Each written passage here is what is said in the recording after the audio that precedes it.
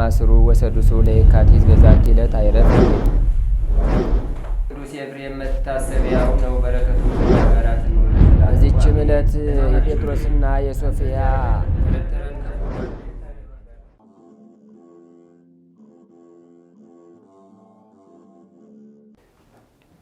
በስመ አብ ወወልድ ወመንፈስ ቅዱስ አሐዱ አምላክ አመ ሰላሳሁ ለግንቦት በዛቲ ዕለት አይረፈ አብ ቅዱስ አባ ሚካኤል ሊቀ ጳጳሳት ዘእስክንድርያ እሙልቆሙ ለአበው ሊቃነ ጳጳሳት ሰሳ ወሰመንቱ። አንድ አምላክ በሚሆን በአብ በወልድ በመንፈስ ቅዱስ ስም ግንቦት 30 በዚች ቀን ለአባቶች ሊቃነ ጳጳሳት 68ኛ የሆነ የእስክንድርያ ሊቀ ጳጳሳት ቅዱስ አባት አባ ሚካኤል አረፈ። ይህም አባት የቤተ ክርስቲያንን መጻሕፍት ስለተማረ አዋቂ ነበር። በልቡም አጠናቸው፣ በቃሉም አጠናቸው። ከዚህም በኋላ ንጽሕት ሰውነቱ ከአምላክ በተገኘ የምንኩስና መንገድ በመጋደል ክብር ይግባውና የክርስቶስ ጭፍራ ልትሆን ወደደች። ወደ አስቄጥስ ገዳም ሄዶ በውስጡ ብዙ ዓመታት ኖረ። ቅስናም ተሾመ። ከዚህም በኋላ በግብፅ አገር ወዳለ ወደ ሰንጋር ወጣ። በዚያም በዋሻ ውስጥ ራሱን እስረኛ አድርጎ 40 ዓመት ኖረ። ከዚያም የሚበዛ ኖረ። በዚያም ዋሻ ውስጥ ያለ ታላቅ ተጋድሎ ተጋደለ። የትሩፋቱ የጽድቁና የእውቀቱ ወሬ በተሰማ ጊዜ በእስክንድርያ አገር ሊቀ ጵጵስና ይሾሙት ዘንድ ኤጲስቆጶሳት ተስማሙ። ወዲያውኑ ይዘው በወንጌላዊ ማርቆስ ወንበር ላይ ሊቀ ጵጵስና ሾሙት። በተሾመም ጊዜ በጎ አካሄድን ሄደ። የዚህንም ዓለም ጥሪት ሁሉ ንቆ ተወ። ከሚገባው ከሚመጡለት ገጸ በረከት 1 ዲናር ወይም አላድ ጥሪት አድርጎ አላኖረም። ከእርሱ በየጥቂት እየተመገበ የቀረውን ለድሃና ለጦም አዳሪ ይሰጣል። ለአብያተ ክርስቲያናትም ለንዋየ ቅድሳትና ለቅዱሳት መጻሕፍት መግዣ ያደርገዋል። ሕዝቡንም ያስተምራቸውና ይገስጻቸው ይመክራቸውም ነበር። አንድ ጊዜ ከመጻሕፍት አንድ ጊዜም ከቃሉ መልካም አገልግሎቱንም በፈጸመ ጊዜ በክብር ይግባውና ጌታችን ከዚህ ዓለም ድካም ሊያሳርፈው የሕይወትንም አክሊል በመንግሥተ ሰማያት ሊሰጠው ወዶ የአንዲት ቀንና የአንዲት ሌሊት ሕመም በላዩ አመጣ። ከቶ አልተናገረም። በሚሞትበትም ጊዜ ክብር ይግባውና ጌታችንን አመሰገነው። ፊቱንም በመስቀል ምልክት አማተበ። ነፍሱንም ክብር ይግባውና በእግዚአብሔር እጅ ሰጠ። መላ ዕድሜውም 90 ዓመት ከ8 ወር ነው። ለእግዚአብሔር ምስጋና ይሁን። እኛንም በዚህ አባት ጸሎት ይማረን፣ በረከቱም ከእኛ ጋር ትኑር ለዘላለሙ አሜን። ሰላም ለሚካኤል እግዚአብሔር ዘንእዶ ሰብአ አስመሮ ፈድፋደ እንዘይጸመዶ በመጽሐፍ ቃል ወልልበ ምእመናን ምኢዶ አይረፈ ዮም ቅድመ እለ ይቀውሙ አውዶ በአርአያ መስቀል ቅዱስ እንዘይሰፍ እዶ። በዚችም ዕለት ከ72ቱ አርድእት አንዱ ሐዋርያ ቆሮስ አረፈ። ይህም ቅዱስ ጌታችን በሚያስተምርበት ወራት 3 ዓመት አገልግሎታል።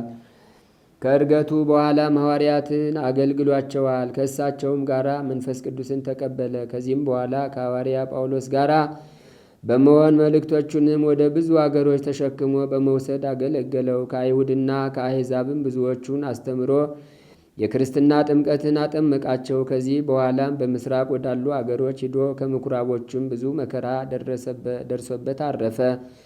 ለእግዚአብሔር ምስጋና ይሁን፣ በረከቱም ከእኛ ጋር ትኑር ለዘላለሙ አሜን። ሰላም ለቆሮስ ለወልደ ማርያም ዘተልእኮ መጠነ 3 ዓመት በኢያውክኮ ወእምድኅረዝ አርገ ካዕበ ምስለ ጳውሎስ ተወሲኮ እምነ ስቃይ ዘረከቦ ወእምንዳቤ ዘሆኮ አመ ፍጻሜ ወር አይረፈ በሰናይ አምልኮ። በዚችም ዕለት ተጋዳይ የሆነች ፍትወተ ሥጋን ድል ያደረገች በበጎ ሥራዋም እግዚአብሔርን ደስ ያሰኘች ቅድስት አርዋ አረፈች። በረከቷም ከእኛ ጋር ይኑር ለዘላለሙ አሜን። ሰላም ለአርዋ እንበለ ትግበር የጋየ በስማ ሐሰት ተቀቲላ እንተ ተንሳት ጥዑየ ምስሊሃ ለሰኪብ አመ ብእሲ ሃለየ እግዚአብሔር በመሰጣ ሀበት ረክብ ናህየ ከመ በጸሎት ትቤ ተመጠው ነፍስየ። በዚችም ዕለት የሰማዕት ዲማዲስ መታሰቢያው ነው። በረከቱም ከእኛ ጋር ትኑር ለዘላለሙ አሜን። የግንቦት ወር ንባብ ተፈጸመ። ለእግዚአብሔር ምስጋና ይሁን። እኛንም በመንግሥተ ሰማያት የተዘጋጀን ያድርገን ለዘላለሙ አሜን። በስመ አብ ወወልድ ወመንፈስ ቅዱስ አሐዱ አምላክ።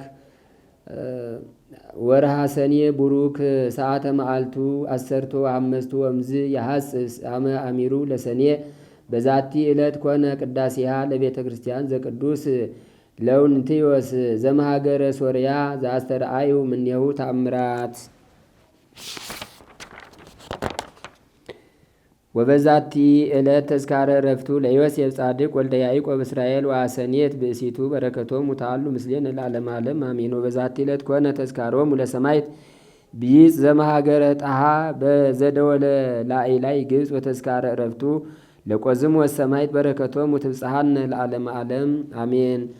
ወበዛቲ ዕለት ተዝካረ ዕረፍቱ ለቢፋሞን ሰማዕት ወመስተጋድል ወቅዳሴ ቤተ ክርስቲያኑ ቀዳሚት እማብያተ ክርስቲያን ለታንጻ በስሙ ወተዝካሮሙ ለሰማዕታት ዘመሃገረ እስክንድሪያ ወለቶማስ ሊቀ ጳጳሳት በረከቶሙ ታሉ ምስሌነ ለዓለመ ዓለም አሜን። ዛቅረብኩ ማሕሌተ አዘኪሬ አእላፈ ምለተ ጸምዱከ ዘልፈ ለላ አነብብ ተወከብ ዘንዴቴ መጽሐፈ እንተረሰይ ከግዚኦ ጸዲቀ መበለት ውኩፈ ምላቡ ላን ዘተርፈ ነቢያት ቅዱሳን ሐዋርያት ሰባክያን ወመላእክት ትጉሃን ደናግል አድኅ ወመነኮሳት ሄራን ባርኩ ባርኮ ጉባኤ ዛቲ መካን እስከ አረጋዊ ሊቅ ወንዑስ ሕፃን ለዘጻፎ በክርታስ ወለዛ አጻፎን ዘይደርስ ወለዛ አንብቦ ወለዘ ተርጎሞ በልሳን ሐዲስ ወለዘ ሰማ ቃሎ በዝነ መንፈስ በጸሎተሙ ማርያም አራቂተ ኩሉም ባይ ስቡረ ይመሃረነ ኢየሱስ ክርስቶስ። ታምር ዘገብረ ዮሐንስ መጥምቅ መለኮት ለአሐቲ ብእሲ ዘይትአመን በጸሎቱ ጸሎቱ ወበረከቱ ያህሉ ምስለ ኩልነ ህዝበ ክርስቲያን ለዓለም ዓለም አሜን። የእግዚአብሔር መንገድ የሚያዘጋጅ የመጥምቀ መለኮት ቅዱስ ዮሐንስ ጸሎትና በረከቱ ከህዝበ ክርስቲያን ላይ ጸንቶ ይኑርና መጥምቀ መለኮት ቅዱስ ዮሐንስ ያደረገው ታምር ነው። በምድረ ኢትዮጵያ እንዲህ ሆነ። በመጥምቀ መለኮት ቅዱስ ዮሐንስ አማላጅነት የምትታመን አንዲት ሴት ነበረች። ወደ ቅዱስ ዮሐንስ ደብር እየሄደች በጽኑ ልቡና በመማፀን ትለምነው ነበር። ለዚችም ሴትም ብዙ ልጆች ነበሯት። ከልጆቿም አንዲቷ በሽተኛ ነበረች። ቀንና ሌሊት ደም ይፈሳት ነበርና ከሰው መሃል መዋልና መቆም መቀመጥ አትችልም ነበር። ይህች የታመነች ልጅ እናት ግን ወደ ቅድስት ቤተ ክርስቲያን እየተመላለሰች ዘወትር ወዳጄ ቅዱስ ዮሐንስ ወይ ይህን ሐዘንና ልመናዬን አሰማኝምን? ይህችን ልጅ ማርልኝ፣ ይኸውም በሽታና ጭንቀት ከእርሷ ዘንድ አስወግድልኝ፣ እንደ ሌሎች ልጆች ትሆን ዘንድ እያለች የመጥምቀ መለኮት ቅዱስ ዮሐንስ ስዕል ፊት ትማጸን ነበር። ይህች ሴት አንድ ቀን በብዙ እንባ ስትማጸን ስሙ ገብረ እግዚአብሔር የተባለ አንድ ካህን አንቺ የተከበርሽ እህቴ ሆይ እንግዲህ የሚያስለቅስሽ ምንድን ነው? በጥቡ ልብ ወደ እርሱ ለሚማጸኑ ሁሉ የሚረዳቸው ቅዱስ ዮሐንስን የምትለምኙ ምንድን ነው አላት። ያች ሴትም ልጄ ደም እየፈሰሳት ታማለች፣ ይፈውሳት ዘንድ እለምናለሁ አለችው። ያን ጊዜም ያ ካህን ልጇን ታመጣለት ዘንድ ነገራት። ልጇም ከእህቶቿ ጋር ወደ መጥምቀ መለኮት ቅዱስ ዮሐንስ ደብር አመጣቻት። ካህኑም ከነቢዩ ዳዊት መዝሙር በሽተኛ ነኝና ዓይኖቼም ታውከዋልና አቤቱ ይቅር በለኝ ፈውሰኝ የሚለውን ሌሎቹንም ቃላት መዝሙር ከወንጌል ከመልእክታት አወጣቶ ጸሎተ ኪዳን ይጸልይ ጀመር። በውሃ ላይ የሚያድን የእግዚአብሔር ህቡ ስም ጠርቶ ጸሎቱን ከጨረሰ በኋላ የታመመችውን ልጅ አጠመቃት። ይህች ልጅም ከሚፈሳት ደሟ ፈጥና ተፈወሰች። ቅዱስ ዮሐንስ የምትታመን እናቷም እልል ብላ እግዚአብሔርን አመሰገነች። ፈጥኖ የደረሰላት የመጥምቀ መለኮት ቅዱስ ዮሐንስ አማላጅነት አደነቀች። ጸሎትና በረከቱ ከሁላችን ከህዝበ ክርስቲያን ላይ ጸንቶ ይኑር። የመጥምቀ መለኮት ቅዱስ ዮሐንስ ረድኤት በረከት አይለየን ለዘላለሙ አሜን። ወወልድ ወመንፈስ ቅዱስ አሐዱ አምላክ አሜን። ያን ጊዜ ተዘግቶ የነበረው ተለጉሞ የነበረው አፉ ተናገረ፣ እግዚአብሔርንም ከልብ በእምነት በደስታ አመሰገነው የሚለው የሰው የመጥምቀ መለኮት የቅዱስ ዮሐንስ አባት የሐዲስ ኪዳንና የብሉይ ኪዳን መግቢያና መውጫ ላይ የነበረ ብሉይ ኪዳንን ያሳለፈ አዲስ ኪዳን መግቢያ ላይ የነበረ የእግዚአብሔር ሰው በሕይወት ዘመኑ በጽድቅ ጎዳና ሲመላለስ የነበረ እግዚአብሔር አምላክ ጽድቁንም ክብሩንም የመሰከረለት የታላቁ የዮሐንስ አባት የዘካርያስ አንደበት አምላኩን ፈጣሪውን አመሰገነ ነው የሚለው። እግዚአብሔርን አመስግኑት። የተዘጋው ሁሉ እንዲከፈትልን፣ የተቋጠረው እንዲፈታልን፣ በላያችን ላይ የወደቀው አስቸጋሪ አስጨናቂ ነገር ከኛ እንዲነሳልን የመጥምቀ መለኮት የቅዱስ ዮሐንስ አምላክ እኛንም ይርዳን። ዘካርያስ ሕዝቡ ሁሉ የሚወዱት ቃሉን ለመስማት በጉጉትና በናፍቆት የሚጠብቁት በቃሉ ብዙ ሕይወት ያገኙ ብዙ ድነት ያገኙ ምዕመናን በክብር ዓይን የሚያዩት ታላቅ ነቢይና የእግዚአብሔር አገልጋይ ካህን ነው። ስለ አገልግሎቱ እግዚአብሔር አምላክ መላእክትን እየላከ የሚመሰክርለት ጸሎትህን፣ መሥዋዕትህን፣ ዕጣንህን እግዚአብሔር በደስታ ተቀብሏል እያለ መልአኩ ሁልጊዜ እየመጣ የሚነግረው ታላቅ ካህን ነው። የጸለየው ጸሎት ያጠነው ማዕጠንት ሀገርን ሁሉ የሚቀድስ ድውያንን የሚፈውስ ችግርን የሚያስወግድ ለምድሪቷ በረከትን የሚያሰጥ ነበር የዘካርያስ ጸሎትና የዘካርያስ መሥዋዕት ማዕጠንት። እግዚአብሔር የተመሰገነ ይሁን።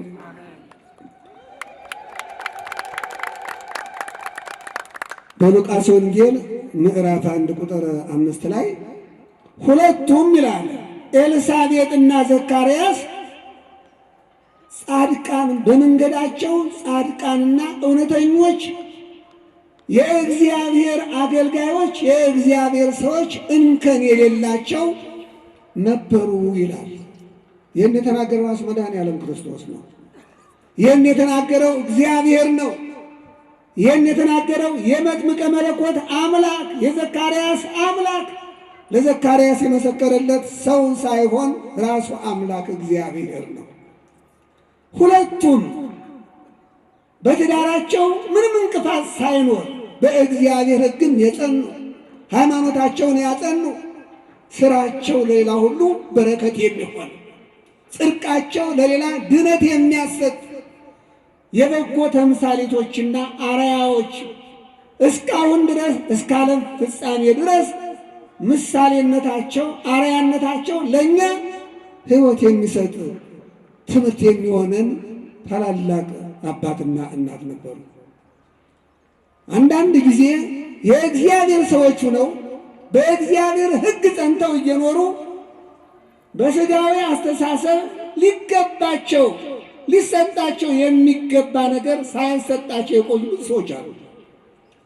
ይህንን እግዚአብሔር ለምን አደረገ ስንል እግዚአብሔር አምላክ ድንቅ ሥራው በኋላ ይገለጽ ዘንድ ነው።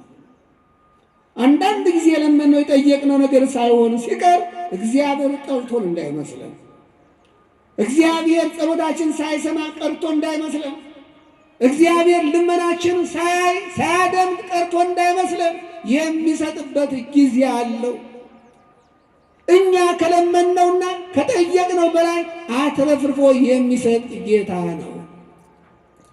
እና አብርሃም ሲጨነቁ የነበሩት እንግዳ ቀርቶበት እንግዳ ከቤቴ ሳይገባ ቀረ እያለ ነበር። ዛሬ ምን በድዬ ነው? ዛሬ ምን አጥፍቼ ነው? ዛሬ እግዚአብሔርን ምን በደልኩት? ምን አስቀየምኩት? እያለ ሲጨነቅ በዋለበት ሰዓት አልፎ የሚሄድ የደከመው እንግዳ በቤቱ እንዲያድር እግዚአብሔርን እንዲልክለት ሲለምነው ከለምነው በላይ ራሱ እግዚአብሔር በቤት ተገኝቶለታል። ደስ ይበላችሁ። ለካ እንግዳ ከልክሎ የዋለበት 3 ቀን እንግዳ በቤቱ ሳይገባ የቀረ እግዚአብሔር በአንድነቱ በሦስትነቱ በአብርሃም ቤት ለመገለጽ ስለፈቀደ ነው ማለት ነው።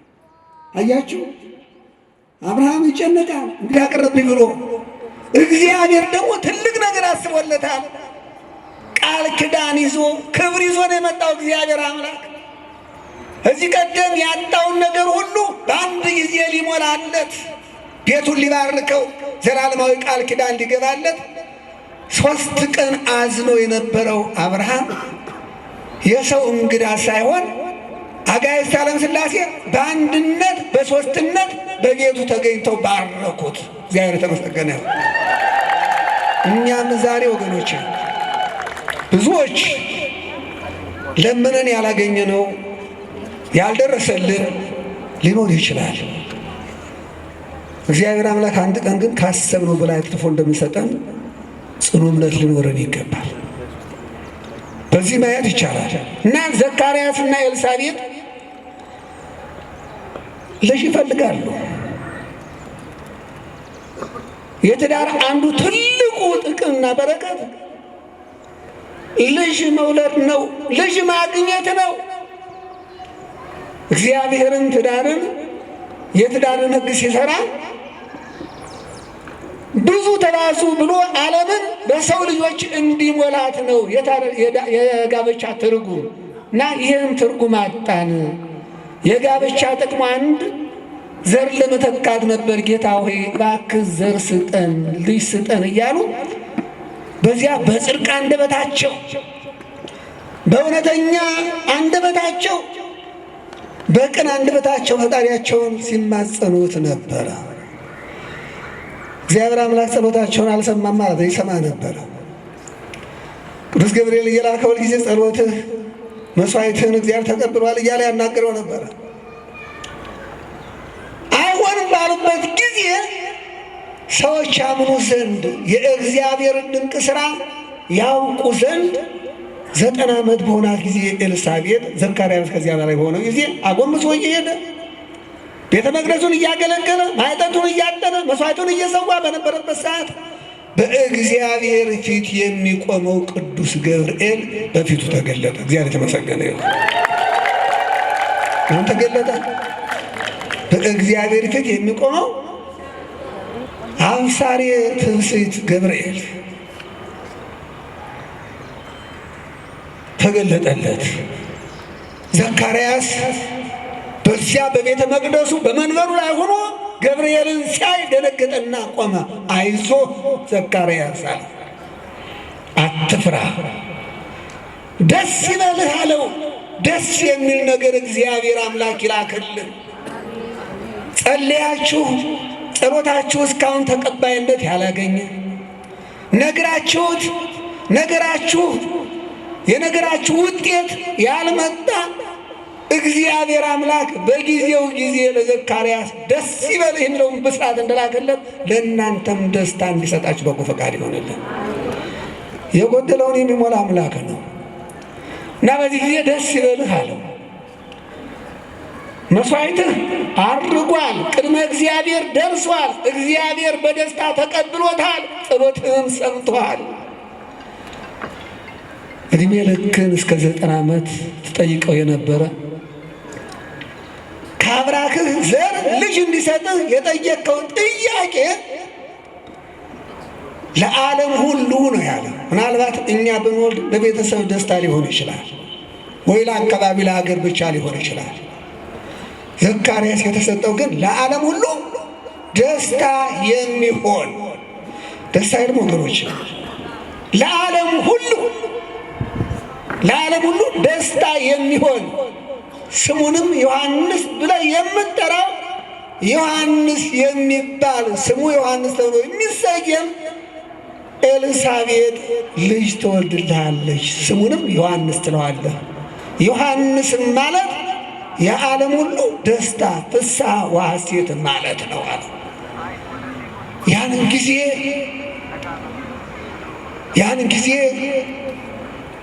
ዘካርያስ ሳይሆን ዓለም ሁሉ ደስ ብሎታል። ይህን ብስራት ሲሰማ ሁላችን ደስ ይበለን። እግዚአብሔር አምላካችን እና ዘካርያስ አሰበ፣ ምን አይነት ብስራት ነው? 90 ዓመት አልፏታል ኤልሳቤጥ። ውድ ባለቤቴ፣ እኔም ከዚያ በላይ ነው። በዚህ ዕድሜ ከዚህ ቀደም ልጅ የተሰጣቸው የሉ፣ እንዴት ይሆናል የሚል ጥያቄ በልቦናው በአእምሮ መጣበት። አንድ ድንጋይ አንተን ይሄ እኮ ዳቦ ይሆናል ጉረስ ብንባል አሁን ጥያቄ ይጭርብናል አይደል? መቼም አንስቶ የሚጎርስ የለም።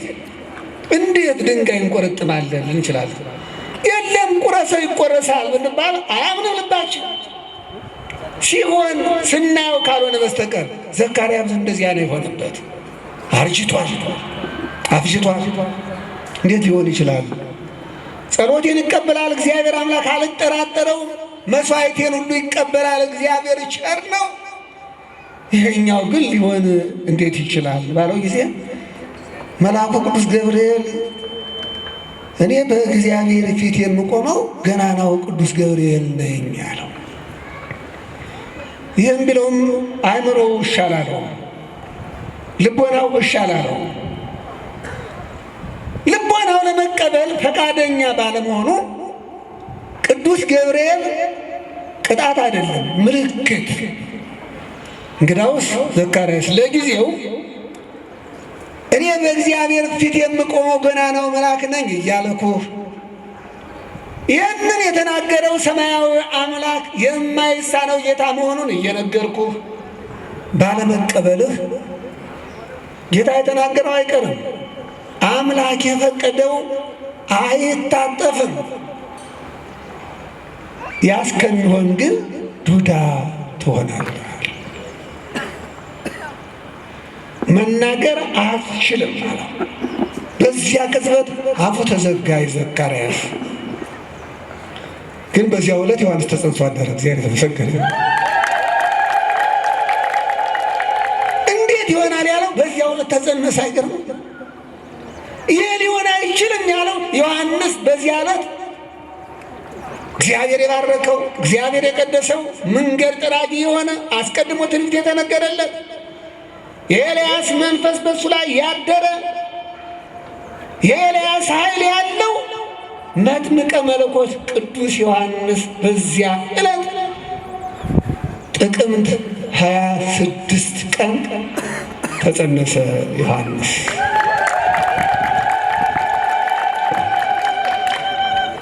እና ላሳጥረውና ወደ ሌላ ታሪክ ሳልሄድ እመቤታችንም በዚህ ነው ገብርኤል ያሳመናት።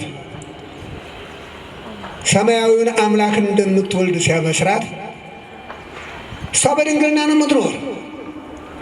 የእመቤታችን ጥያቄ ትክክለኛ ጥያቄ ነው። ሴት በድንግልና ወልዳ በድንግልና ልጅ አስገኝታ አታውቅም። እናት አባቴ ለእግዚአብሔር ብጻት ስለት አድርገው ሰጥተውኛል። እስከ ለተሞቴ በድንግልና የምኖር ዓለማዊ ሐሳብ የሌለኝ ትዳር የማላስብ ለእግዚአብሔር የተሰጠው የእግዚአብሔር ሙሽራ ስለሆን እንዴት ይሆናል ብላ ነበረ። ሴት ያለ ወንድ ልጅ አታስገኝም ነው። ትክክለኛ ጥያቄ አይደለም። ገብርኤል አላደከማትም እመቤታችንን። እውነት ነበረ ጥያቄዋ፣ ትክክል ነበረ ጥያቄዋና ያላት ቃል እንደዚህ ነው። እስመ አልቦ ነገር ዘይሳአን ለእግዚአብሔር፣ በድንግልና እንድትወልጅ ማድረግ ለእግዚአብሔር የሚሳነው ነገር የለም ነበር ያላት። አለ ትላላችሁ እንድናንተ ይህን ድንጋይ ዳቦ ያደርገዋል እንዴቱ ነው ብትሉ ለእግዚአብሔር የሚሳነው ነገር የለም ቢሏችሁ እግዚአብሔር የሚሳነው ነገር አለ የሚል ማንም የለም። እርግጠኛ ነኝ እመቤታችን ለእግዚአብሔር የሚሳነው ነገር የለም ሲላት ለእግዚአብሔርማ የሚሳነው ነገር የለም። ድንጋዩን ሰውን ድንጋይ የሚያደርግ ኃይል ስልጣን ያለው አምላክ ነው። እንኳን እኔን ባሪያውን በእኔ ላይ በድንግልና ልጅ ማስገኘት ሊያቅተው ቀርቶ ድንጋዩን ሰው ማድረግ የሚችል አምላክ ነው እና እንዳልከው ለእግዚአብሔር የሚሳነው ነገር የለም ይሁንልኝ ባለች ጊዜ መድኃኒዓለም ተጸነሰ። ያን ጊዜ እና አንዱ ማሳመኛው ደግሞ ኤልሳቤጥ አክስትሽ ለ9 ዓመት ያክል መካን ነበረች።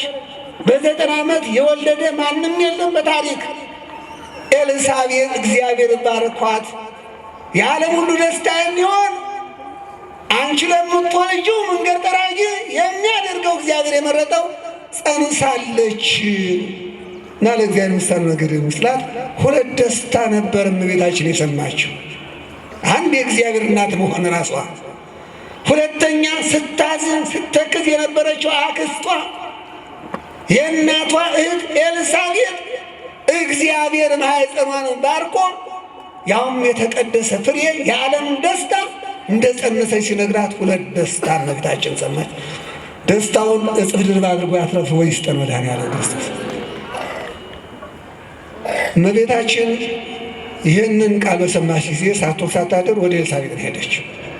እሷም ጌታ ኢየሱስ ክርስቶስ ይሁንልኝ ባለ ጊዜ ከሥጋዋ ሥጋ ከነፍሷ ነፍስ ነስቶ እንደተጸነሰ ማለት ነው። ወዲያው የዕለት ጽንስ ማለት ነው ሁና ወደ ኤልሳቤጥ ስትሄድ 40 ክንድ ሲቀራት የእመቤታችንን ድምፅ ኤልሳቤጥ ስትሰማ መንፈስ ቅዱስ በኤልሳቤጥ ላይ ሞላ ይላል። የማንን ቃል ስትሰማ? የማንን ቃል? የድንግል ማርያም ቃል። የድንግል ማርያም ቃል መንፈስ ቅዱስ ይሞላል። የድንግል ማርያም አማላጅነት ጸጋን ያሰጣል፣ ክብርን ያሰጣል። ድምጿን ስንሰማ ራሱ መንፈስ ቅዱስ በእኛ ላይ ይረባል፣ ያድራል። አሁንም እመቤታችን ስንጠራ መንፈሱ በእኛ ላይ ያሳድርብን እና ወጣች፣ እጅ ነሳቻት።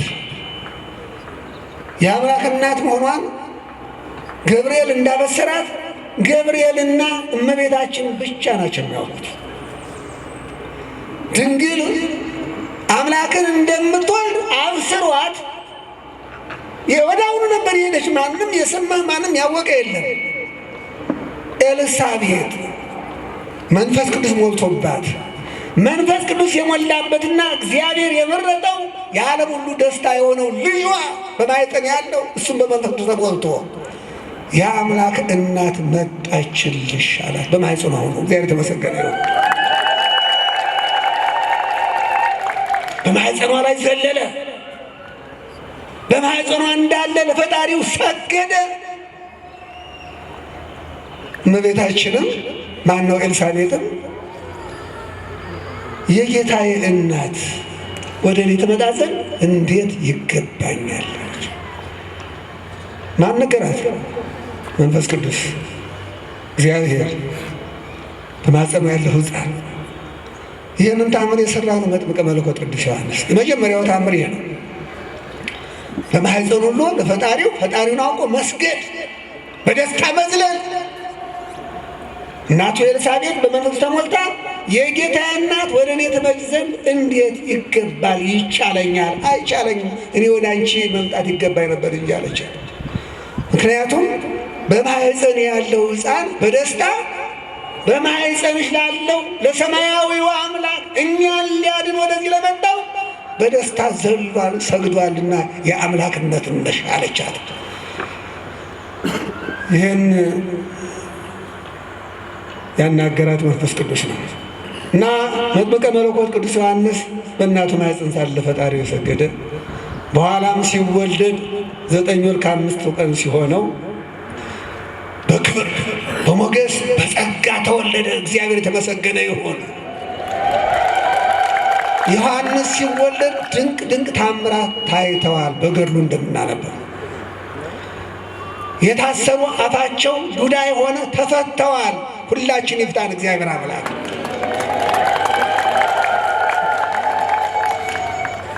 በሳምንቱ በ8ኛው ቀን ዛሬኛ በ40 ቀን ጥምቀት እንደምንጠመቀው የእግዚአብሔር ሕዝብ የእግዚአብሔር ልጆች የሚሆኑበት ግዝረት የሚባል ሕግ ነበር።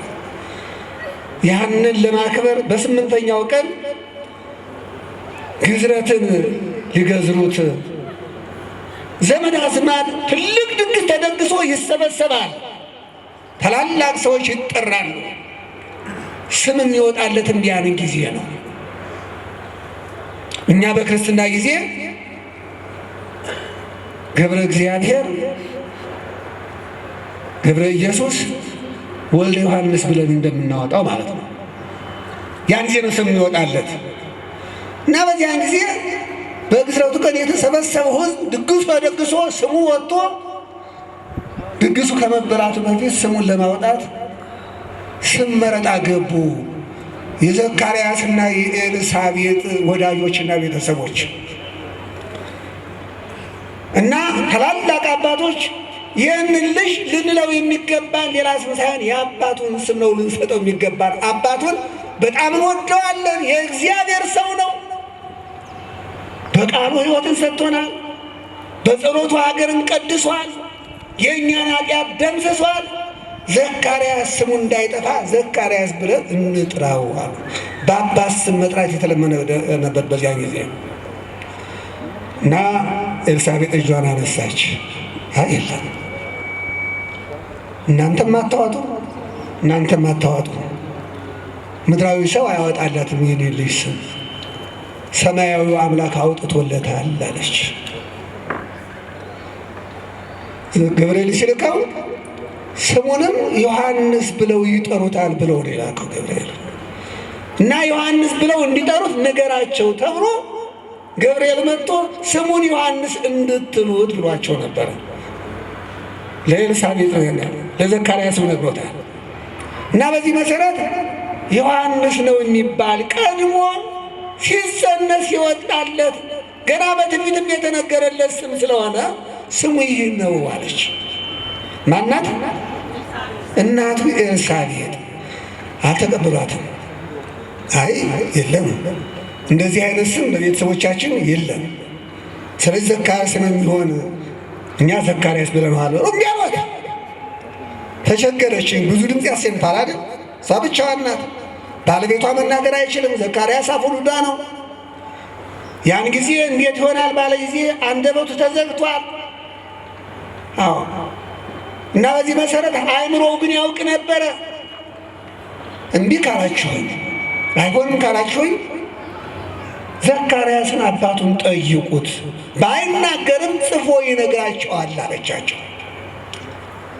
እና ስሙ ማን ይባል ብለው ጽፈው ስሙን ማን ብለው ሲሉ እስክሪብቶና ወረቀት ነው የለመነው። አፉ መናገር ሰማያቻል። በምልክት እስክሪብቶና ወረቀት ጠየቀ ዘካርያስ። መናገር አቅቶታል። ችግር ነው ለካ አለመናገር። የልቡን የውስጡን አውጥቶ ለሰዎች ማወያየት እኮ ለካ መልካም ነው። እና ዮሐንስ ተቸግሯል። ምን ብሎ ይናገር? ዮሐንስ አይሆንም እያሏት በነበረ ጊዜ እንዴት ብሎ ይናገር? አንደበቱ ተዘግቷል። እሷ በኋላ ግን አይምሮ ደህና ነው። አንደበቱ መናገር ነው ያቃተው፣ ጆሮ ይሰማል፣ ንገሩት አለቻቸው። እስክሪብቶና ወረቀት ለመነ። ዮሐንስ ብሎ በዚያ ወረቀት ላይ በተሰጠው እርሳስ ወይም እስክሪብቶ ብዕር ላይ የዮሐንስን ስም ጽፎ ሲጨርስ አንደበቱ ተፈታ። ደስ ይበላቸው። ወተከስተ አፉሁ ሶቢሃ ዘካርያስ ስሙን በጻፈ የዮሐንስ ስም ጽፎ ስሙ ዮሐንስ ነው ብሎ ጽፎ ሲጨርስ ያን ጊዜ የዘካርያስ አፍ ተፈታ ነው የሚል መጽሐፍ ቅዱሱ። ከተፈታ በኋላስ ምን አለ? አእኮቶ ለእግዚአብሔር እግዚአብሔር አመሰገነው ይላል። እግዚአብሔርን አመሰገነው። ከዘካርያስ ጋር ሁሉም ተነስተው እግዚአብሔርን አመሰገኑ። እግዚአብሔር ተመሰገነ ይሁን። መጀመሪያ እግዚአብሔርን ያመሰገነ፣ መጀመሪያ አምላኩን ያመሰገነ። እንዴት ይሆናል ብዬ አንደበቴ ተዘግቶ ነበረ። እንዴት ይሆናል ያልኩትን ክፉ ሐሳብ ይቅር በለኝ ብሎ ለአንተ የሚሳን የሌለ አምላክ የማይሳንን ጌታ አይሆንም ባልኩበት ኃጢአትና በደል እንዳታደርግብኝ ይቅር በለኝ ብሎ እግዚአብሔርን አመሰገነ። እግዚአብሔር አምላክ ለምልክት እንጂ ለቅጣት አልነበረም። ከዚያ በኋላ ወደ ልጁ ተመለሰ። ወአንተ ሕፃን ነቢየ ልዑል ትሰምያለህ። አንተ ሕፃን እንደ ተራ ሰው የተወለድክ አይደለም፣ እንደ ተራ ሰው የመጣ አይደለም። ነቢየ እግዚአብሔር በእግዚአብሔር ፊት በመንፈስ ቅዱስ ኃይል የምትጓዝ የእግዚአብሔር መንገድ የምትጠርግ ለዓለም ሁሉ ደስታ ነህ ተብለህ የተፈጠርክ ታላቅ ቅዱስ ልጅ ነህ አለው። እግዚአብሔር ተመሰገነ። ታላቅ ቅዱስ ልጅ ስለሆነ ከዚያ በኋላ ቅድም እንዳልኳችሁ የብዙዎች አንደበት ተፈቷል። የብዙዎች የተዘጋ አፋቸው ተናግሯል። እግዚአብሔርን አመስግኗል። በዮሐንስ መወለድ፣ በዮሐንስ ስም፣ በዮሐንስ መገኘት ያን ጊዜ ድንቅ ድንቅ ታምራት ተደርገዋል። ለእግዚአብሔር የሚሳነው ነገር የለም። ነቢዩ ዳዊት ይህንን እኮ ነው በልዎ ለእግዚአብሔር ግሩም ግብርከ፣ እግዚአብሔርን ስራ ድንቅ ነው ብላችሁ ምን ነው ብታሉ? እሺ እናመስግና። እግዚአብሔርን ስራ ድንቅ ነው ብላችሁ አመስግኑት አለ። ስራው ድንቅ ነው እግዚአብሔር ነው። አንድ በ90 ዓመት ከ90 በላይ ዕድሜ ላላቸው አካላቸው ሰብናቸውን አለምልሞ ወደ ወጣትነት ቀይሮ ልጅ እንዲወልዱ ማድረግ፣ ሐዘናቸውን ማስወገድ፣ የብዙ ዘመናት ጥያቄያቸውን መፍታት መመለስ የአንድ ድንቅ ነገር ነው። ሁለተኛው ደግሞ በእናቱ ማህፀን ሳለ ፈጣሪውን አውቆ በደስታ ለፈጣሪ መስገድ መዝለል፣ በኤልሳቤጥ ላይ መንፈስ ያዞባት የጌታ እናት መሆኗን መመስከርና ማመስገን ግሩም አይደለም? እንደ ወገኖች ድንቅ አይደለም? ድንቅ እኮ ነው የስራው። እና እግዚአብሔርን ስራ ድንቅ ነው በሉት አለ።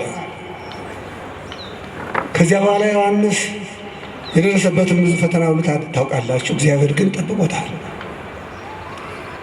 በልጁ በዮሐንስ አማካይነት የዘካርያስ አንገት በቤተ መቅደሱ እያገለገለ ተቆርጦ ደሙ ለብዙ ዘመናት በቆረጡ ጨካኝ አይሁዶች ሊፈር ሲፈላ ነበረ። ሳይቆም ደሙ ሁልጊዜ በቤተ መቅደሱ ይፈላ ነበር፣ ይፈስ ነበረ። ይህ ማን ድንቅ ተአምር ነው!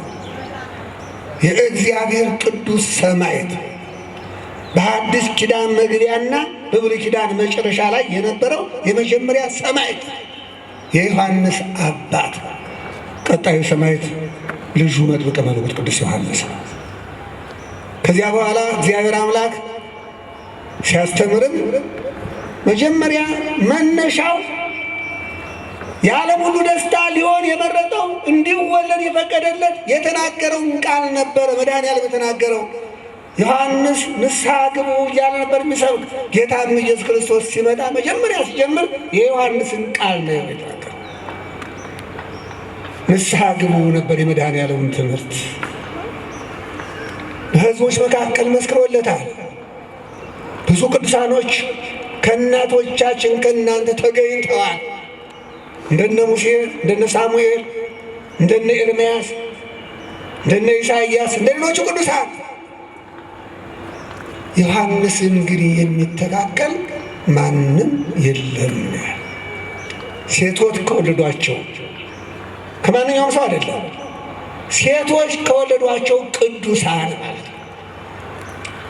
ከሴቶች ከእናቶቻችን ከተገኙት ቡሩካን እግዚአብሔር ከመረጣቸው፣ እግዚአብሔር ካከበራቸው፣ ነቢያት ካደረጋቸው ከነዚያ ሁሉ ዮሐንስን የሚተካከለው የሚያክለው የለም። ከድንግል ማርያም የተወለደው ከሱ በኋላ በእድሜ በስጋ እድሜ ተቆርጦለት በስጋ በሚቆጠርለት እድሜ ከድንግል ማርያም የተወለደው የሰው ልጅ ኢየሱስ ክርስቶስ ሲበልጠውና የኢየሱስ ክርስቶስ እናት ስትበልጠው በስተቀር ሌላ የሚበልጠው የለም ተብሎ ተነገረለት። እግዚአብሔር ተመሰገነ። ትልቅ ነቢይ ነው፣ ትልቅ ሰማዕት ነው። በዮሐንስ ስም የተሰየመ ትልቅ በረከት እንዳለው እውቀት ከእግዚአብሔር ላይ አለ። በዮሐንስ ስም የተዘከረውን ዳቤ ህብስት የቀመሰ በረከቱ እጥፍ ድርብ ይሆናል፣ ኃጢአቱ ይሰረይለታል። አምኖ ዮሐንስ በቃል በቃል ኪዳንህ እግዚአብሔር በሰጠህ ጸጋ ፈውስ፣ ድነት፣ የኃጢአት ስርየት ታሰጣለህ ብሎ ለተቀበለ ኃጢአቱ ሊሰረይለታል ነው የሚል። እውነት ነው። በዚህ ዓለም ከተገኙት ቅዱሳን ሁሉ በምድር ላይ ከድንግል ማርያምና ከድንግል ማርያም ልጅ በስተቀር የሚበልጥ የለ። ታላቅ ቅዱስ እኮ ነው። ገና ሳይወለድ ታምር ይሠራ የነበረ ቅዱስ ልጅ ነው። ሲወለድ ገና በ8 ቀኑ የአባቱን አንደበት የፈታ ነው። ስሙ አንደበት የሚፈታ፣ የተቋጠረውን የሚፈታ፣ የተዘጋውን የሚከፍት ስም ያለው ነው ዮሐንስ። የሕዝብ ሁሉ የዓለም ሁሉ ደስታ ማለት ነው። የሚፈውስ፣ ያዘነውን ልብ ወደ ደስታ የሚመልስ፣ በክህደት የጠነከረ ልቦናን ወደ እምነት የሚመልስ፣ ሕፃን አእምሮ ያለውን ታላቅ ሰው ወደ ሕፃን አእምሮ የሚመልስ፣ ቂም ወደማይይዝ ማለት ነው። ልጅ እናት ቆንጥጣው ለዕለቱ የቆነጠጠች ቁንጥጫ ስሜት ስለሚሰማው አልቅሶ ነገሩ ከበረደት በኋላ እማ እያለ ነው የሚመለስ ወደ እናቱ። ቂም አይይዝም፣ ቂም አይቋጥርም፣ ቂም አያውቅም።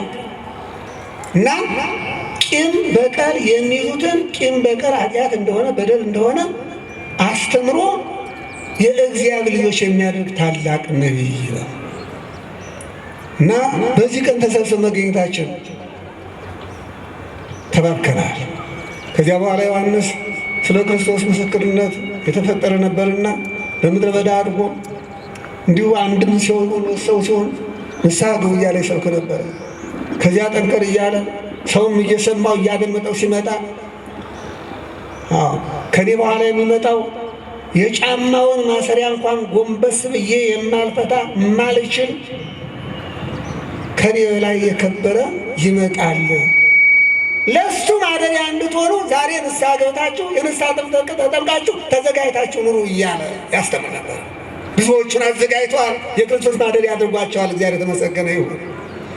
ከዚያ በኋላ ጌታ ኢየሱስ ክርስቶስ ወደ ሲመጣ ሲያይ ነዋ በግዑ ለእግዚአብሔር ዘያአትት ኃጢአት አለ። ዮሐንስ ወንጌል ምዕራፍ 1 ቁጥር 29 ላይ ከኔ በኋላ ይመጣል ያልኳችሁ የዓለምን ሁሉ ኃጢአት ከስሩ ነቅሎ የሚጥል መንግሥተ ሰማያትን የሚከፍትና ገነት የሚያገባችሁ የዓለም ሁሉ ድነት ኃጢአትን የሚያሰርይ ለእኛ መስዋዕት የሚሆነው ይሁላችሁ እያለ ጌታ ኢየሱስ አሳያቸው።